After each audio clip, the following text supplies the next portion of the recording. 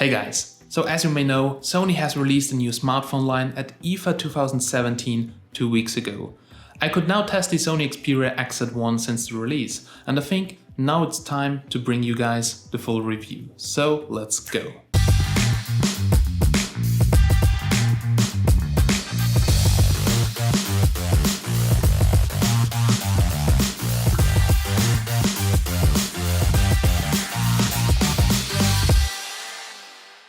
Smartphones nowadays do not really differ from each other, so manufacturers are putting a lot of crappy, unique gimmicks in their phones to stand out from the crowd. Apple implements useless animojis, HTC implemented the squeeze function, and Sony now comes up with a 3D scanning feature. What looks stupid and gimmicky is actually quite useful, at least more useful than animojis, but more on that later on. The Xperia XZ1 is Sony's cheap alternative to its flagship, the XZ Premium.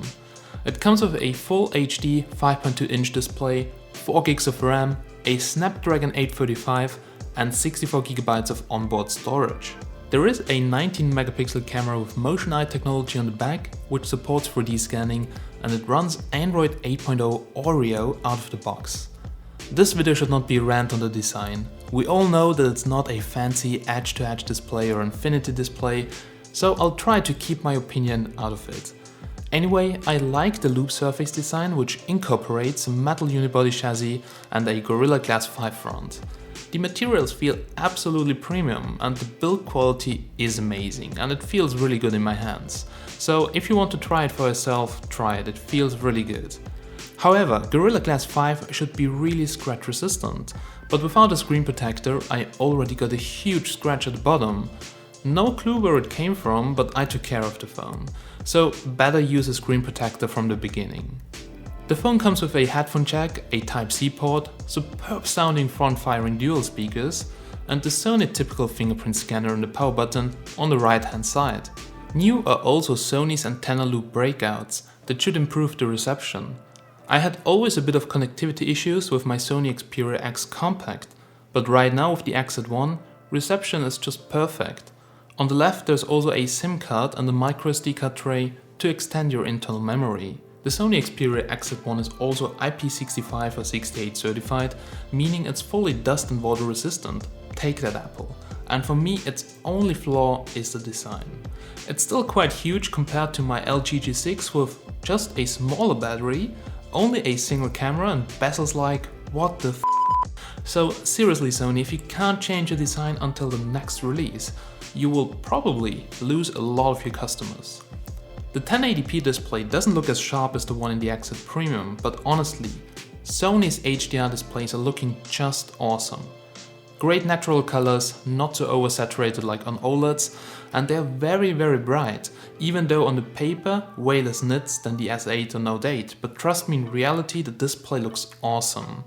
The XZ1 is also the first phone that has been released with Android 8 Oreo. In my opinion that's not so good, because they should have done some more testing before releasing the brand new Android. Some things, especially the camera app, have issues, and I'm sure it gets fixed soon. But well, I'm not a friend of early adopting new software, so my experience is never change a running system. However, the ROM is awesome, super fast and very clean. There is some bloat like Amazon apps, but Sony gives you the ability to uninstall them easily. Their UI may look boring, but I love its smoothness and easy to use and simple user interface. But for sure it gets boring fast, that's why you can install different themes and customize it to fit your needs. There are no fancy features inside the settings, just the very useful stamina modes and battery care that smartly increases your battery's lifespan. The fingerprint scanner works really good, and I would say from my experience it's one of the fastest scanners and best implemented on the market. So now let's talk about the camera, my favorite department. There are a lot of good and negative things, but overall I have to say the single camera performs very good. I like their attempt of having a superior auto mode, which makes the best out of the moment. If you have no idea about photography, this mode will give you the best results. For sure there's also manual mode, so if you know what you're doing. However, this phone misses the popular blur or bokeh mode because of its single camera, but Sony has something different to compensate that. The camera can take up to 960 FPS of slow motion. The sensor is incredibly fast, and the 960 FPS are at 720p, which no other smartphone manufacturer can do right now.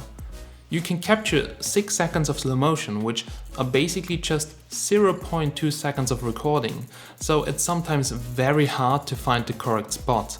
But after that you can press the shutter button again and get another 6 seconds.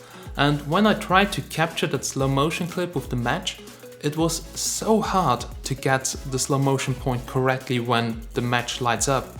So really you need some practice, but once you know when to press it, it's perfectly fine. I think it's a very cool feature, but it's not really a feature I personally use frequently because I don't film so much slow motion. Dual cameras with wide angle at 2x zoom are way more useful in my opinion. And also new is the burst mode, which can take up to 100 shots within 10 seconds, so with 10 FPS, and even adjust the focus to get a sharp image. To be honest, that worked really well and is also really useful.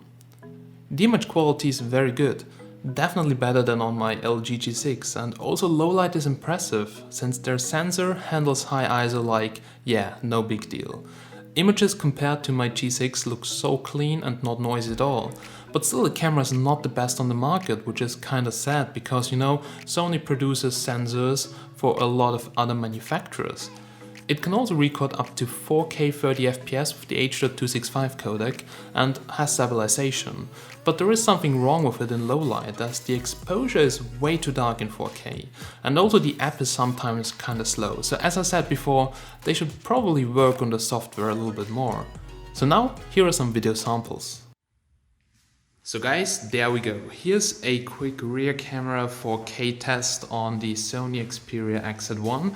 Well, we're using right now steady shots, so as you can see, the image probably jitters a little bit because of that electronic image stabilization, but so far I have to say their stabilization usually works quite good, so just check it out right now.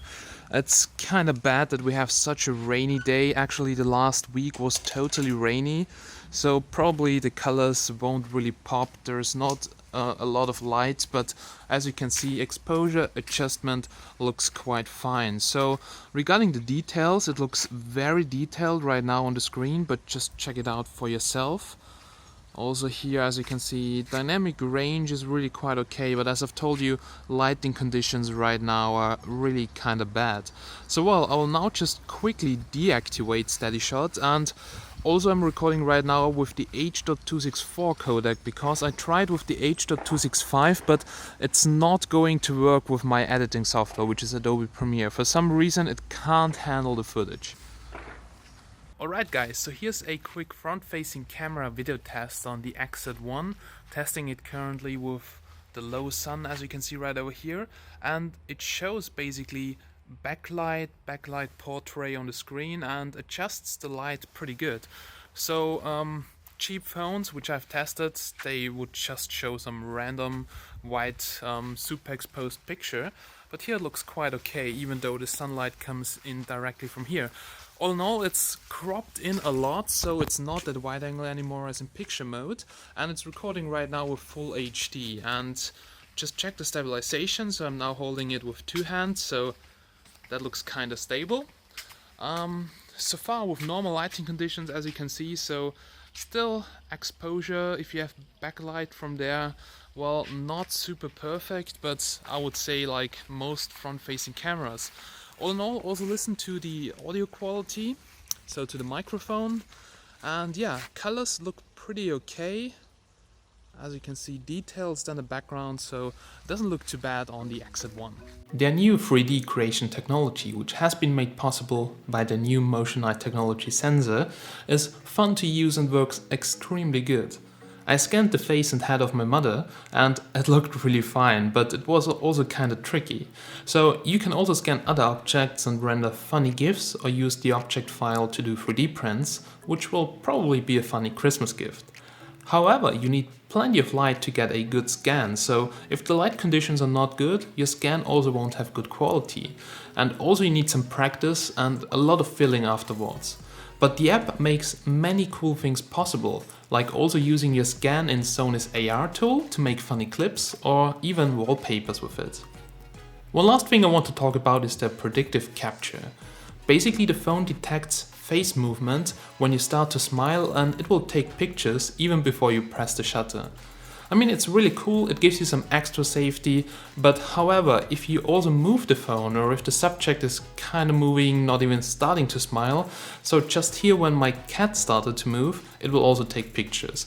So use it with care, but however, you can choose the best picture afterwards and you don't need to store all the pictures. The front-facing camera looks also really good, and compared to my LG G6, this is so much better. I love the LG G6, but the front-facing camera was the most terrible thing on this device, and I would really kill to have the Sony camera in my G6.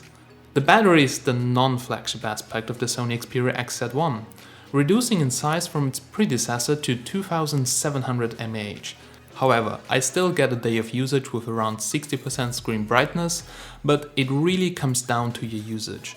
I would say most of the people won't get more than a day of use, and in my case I got around 6 hours of screen on time. So performance-wise, I think we can all agree that the Snapdragon 835 is a monster and handles everything you throw at it. The UI feels so great and so smooth, and that's what I miss on my LG G6.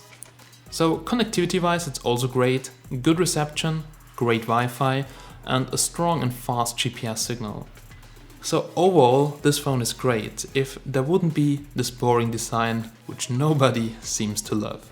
Alright guys, so we're now here at the end of this review, and just quickly my personal impressions, my personal opinion on the Sony Xperia XZ1.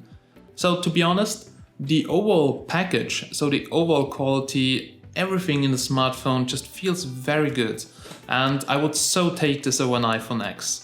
And not just by being an Android phone. Really, build quality is fine, very simple, it's super fast, camera is easy to use, so I would just almost classify this as an Android iPhone. But still, there are some things which really make me sad as a tech YouTuber. If you know how big Sony actually is, they supply so many camera sensors to a lot of manufacturers. But still, they have a single camera. I mean, don't get me wrong, 960 FPS, that's technically on a really high level, and that's very good, very amazing, but simply that's not a real use case which a lot of people use on a daily basis. I mean, the 2x zoom in the Note 8, amazing, that's what I need on a daily basis, almost daily basis. The wide angle camera on the LG G6, I have a small room, and also in some other things, wide angle is just awesome. But 960 FPS, to be honest, me as a personal person, I don't need it. So other people who film a lot of sports or like slow motion, it's probably super amazing. But I guess for the crowd, so for most of the people, this feature is not really something you need. Same goes for 3D scan. Works amazing, looks amazing, but practical, not that yet.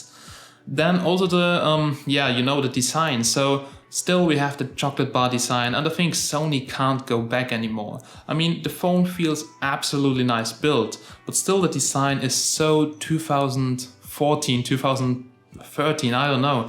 It's still not what the crowd wants. I mean, for me, it's okay, but still, they want something like the iPhone X, they want something like all the Samsung phones, and I think if they can't just get at least one model with a fancy edge-to-edge, infinity, bezel-less, blah blah design, they will lose more and more customers. But to be honest, their phones are not bad at all. So guys, I really hope that you did enjoy this review. If you did, please like it and tell me what you guys personally think about the Sony Xperia XZ1. So for me, the overall package is very good, but it comes also with some shortcomings, as we know from Sony. So reviews of that smartphone are really bad, what I did on my research on the internet, but to be honest, I think this phone has deserved more, so it's really not a bad phone. Feel free to check it out, links and everything down below in the description.